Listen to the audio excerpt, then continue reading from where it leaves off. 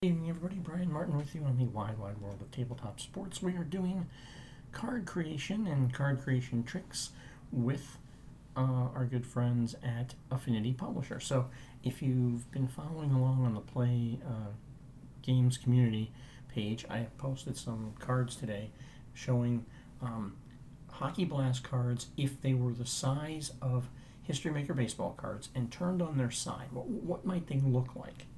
Because I thought it might look cool if the card was turned sideways. Don't ask me why, but I thought that'd be kind of cool.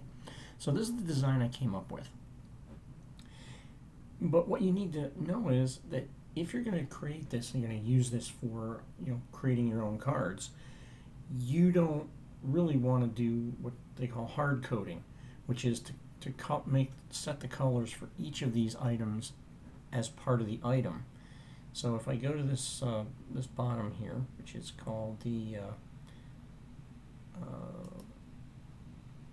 it's this bottom table here.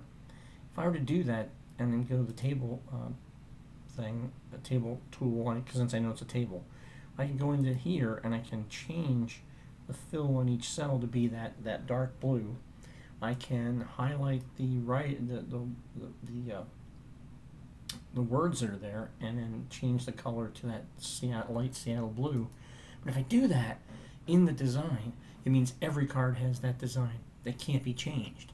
You'd have to change it for every team. So what I came up with are these color blocks that you can use, that you can fit into the system so that it will work the way you want it to. So here's how this works. This is a table.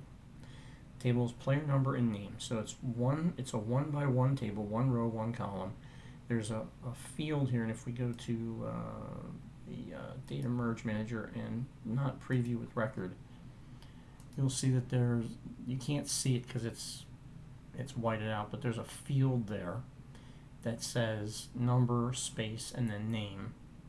And so when we go back to the view and say to preview with the record, it's all color coded, there's a field there, and it says fields here. It says there's the number, there's the player name, the position is here, the season is here, the team is here, the nickname is down here.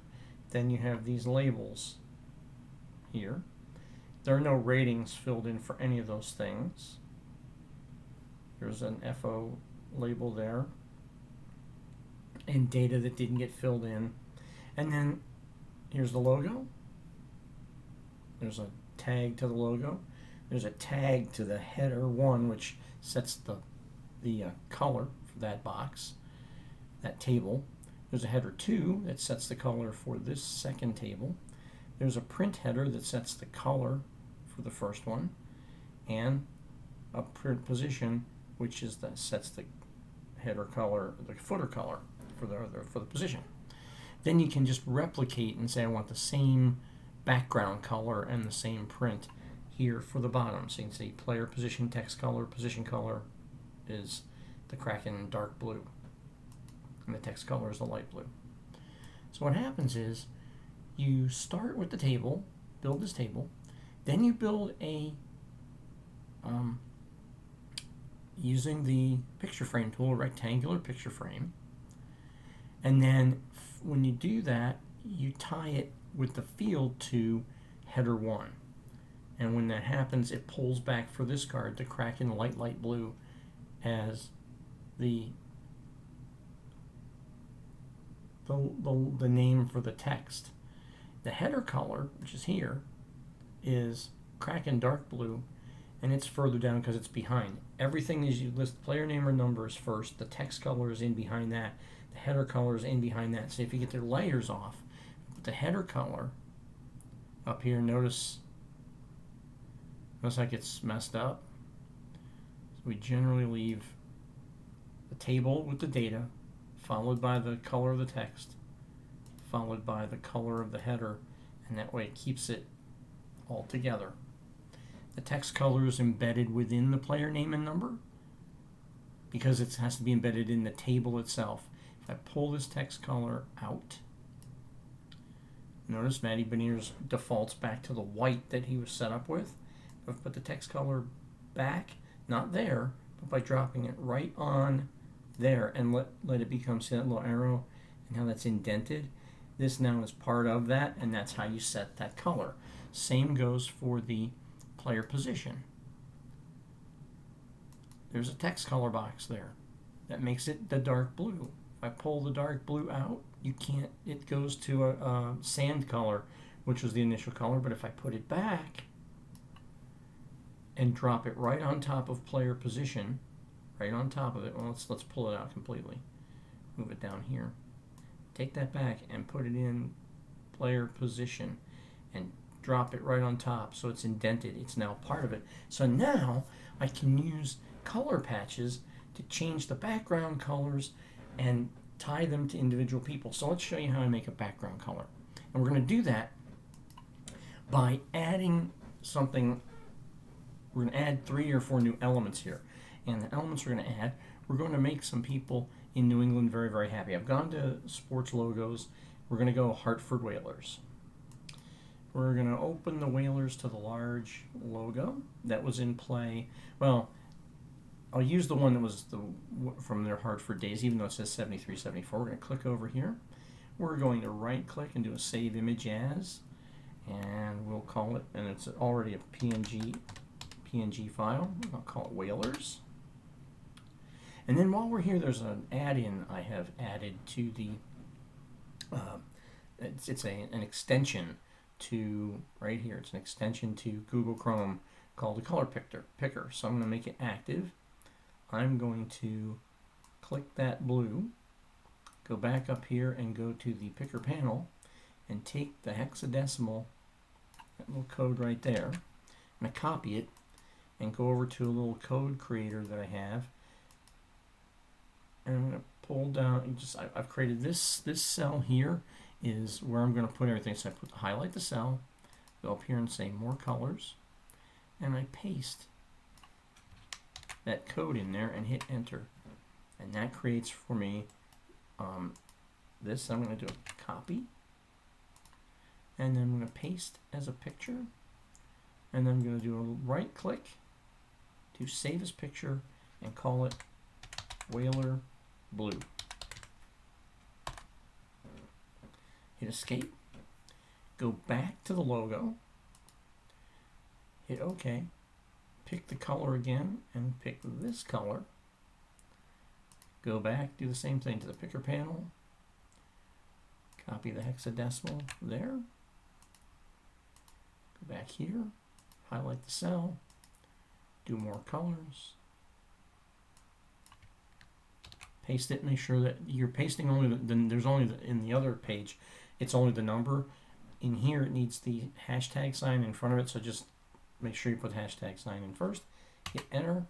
Now I'm going to copy this, just any old place over here, paste special picture, right click it, save as Whaler Green.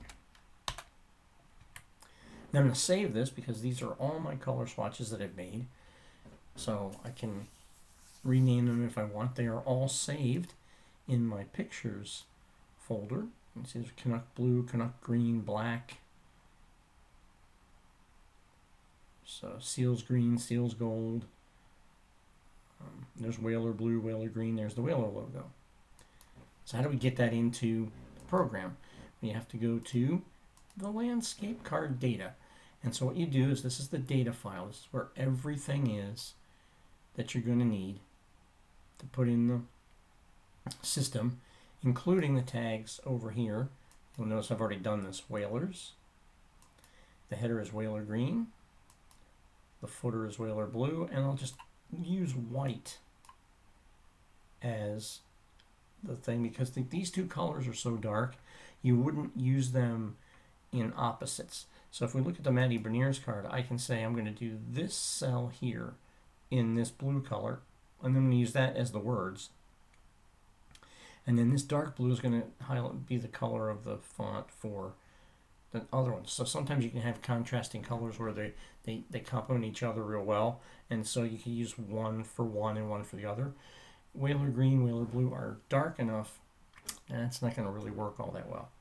So once you do that, and you change those things, you save this, and then you have to exit it in order to get your thing done, because you're going to want to update the data merge manager, which I'm going to do. Updating. I'm going to close it. Oh, I'm going to go over here. I'm going to say, well, now I want to, this I was previewing with record 6. Now I'm going to preview with record 7. When we preview with record 7, we find that Mr. Hockey now has the beginnings of a card in the system with the Whaler blue, the Whaler green, and the Whaler logo from the 1980s. Now, we can also then put some data in here. I'm going to reopen this file. With Affinity Publisher, it doesn't like it when you have the data file open while you're trying to put things together and update. So it's always a good idea to go in and just delete that. I'm going to delete these things here because these are fields that I wanted to use before that I'm not using. So I'm going to get rid of them to make it easier. So let's look at Old Gordy. These are labels. These here are labels that populate these here. The goalkeepers, if you'll notice, don't have anything because they don't have shots and assists. So if you put blanks in there and blanks in these ratings, they won't get any. If you put blanks in all these ratings, they won't get any. When you come down here, now you have the play save, the shot save, the special save, and I'm going to do a couple of here.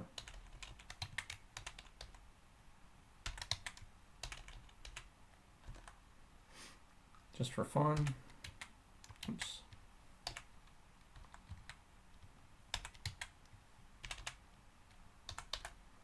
And then we'll do, let's see, Eddie Beniers. I know that he's, let's do this 4-star shot. 2 with the, oh. And you say, what are these H's for? In the data set, the ratings in shots, assists, and these symbols, the symbols appear here, are in what's called Peter Dingbats. And so instead of putting, stars, you have to put in the actual symbols, and they'll get converted into the Dingbats in the font file. So I know from having done cards, H's are black stars, I's are hollow stars.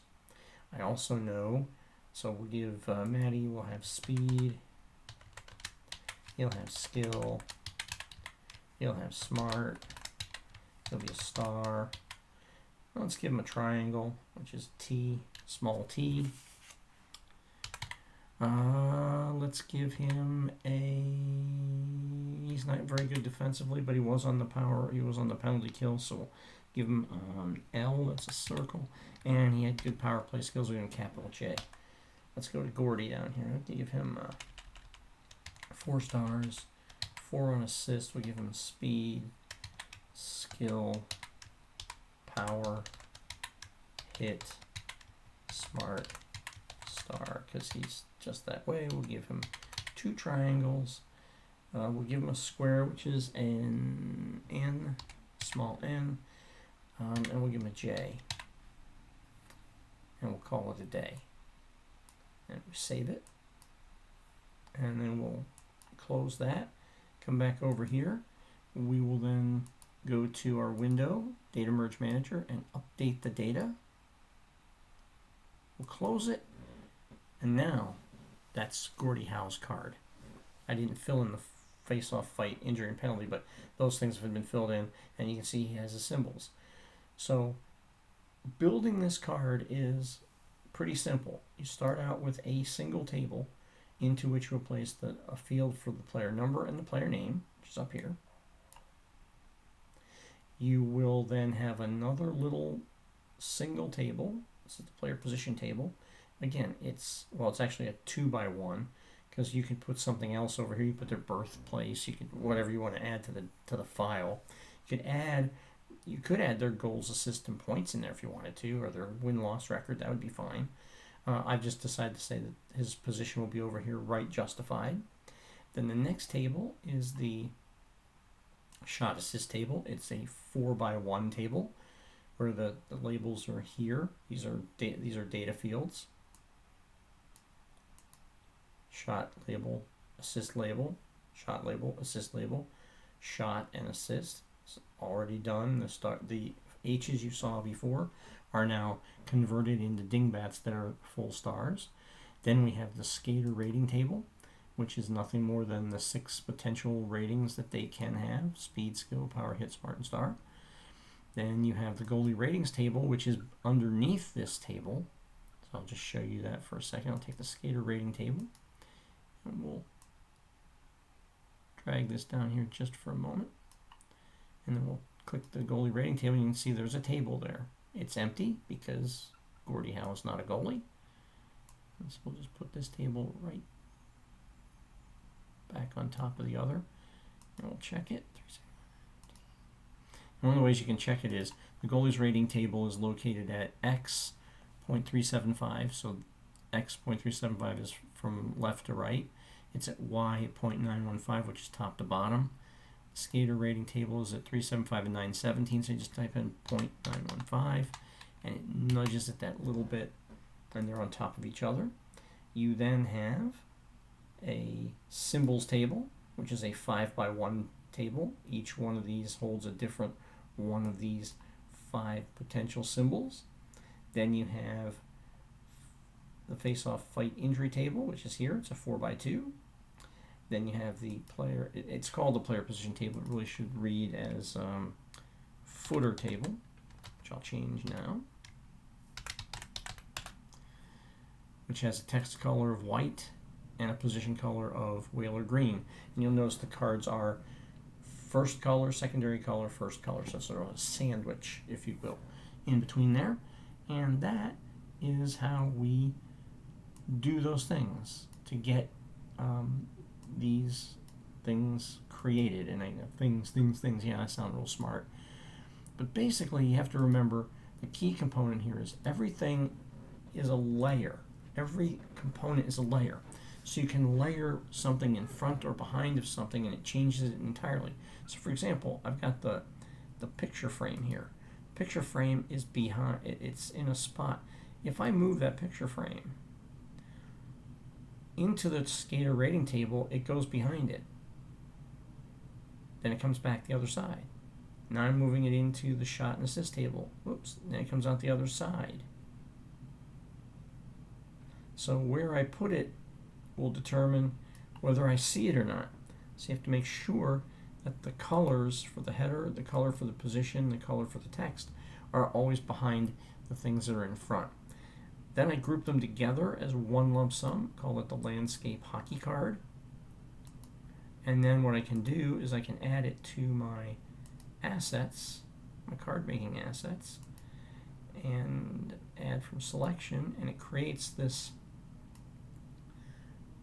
thing here called mouse over call. Oh, it just says position color. Oops, I'll delete that. I did that wrong. What I want to do is go over to the layers and highlight the landscape hockey card, then go over assets, and then pick from selection. And there you see it says landscape hockey card.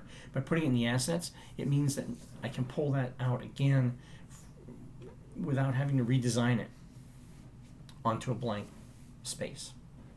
And so that's pretty much how you put all of the elements together, making sure that they're layered on top of each other, making sure that your data table is laid out.